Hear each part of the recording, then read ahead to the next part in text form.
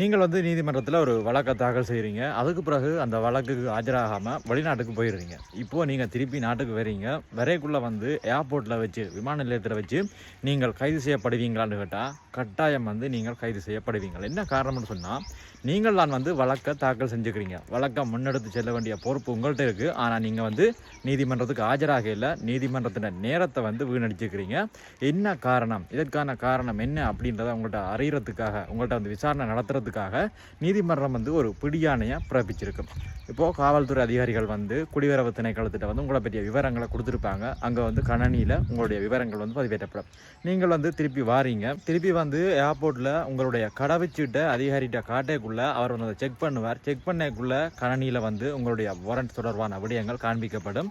உடனே நீங்கள் அந்த இடத்துல கைது செய்யப்படுவீங்க. அதன் பிறகு உங்களை காவல்துறையிட்ட கையளிப்பாங்க. அதன் பிறகு நீங்கள் வந்து நீதிமன்றத்தில் குறித்த திகதியில் வந்து ஆஜர்படுத்தப்படுவீங்க. இதை தவிர்க்கிறதுக்கு நீங்கள் என்ன சொன்னால், முதலாவது உங்களோட வக்கீலை தொடர்பு கொண்டு அந்த வழக்கு வந்து இன்னும் நிலவையில் இருக்கா அப்படின்னு சொல்லி சரி பாருங்க.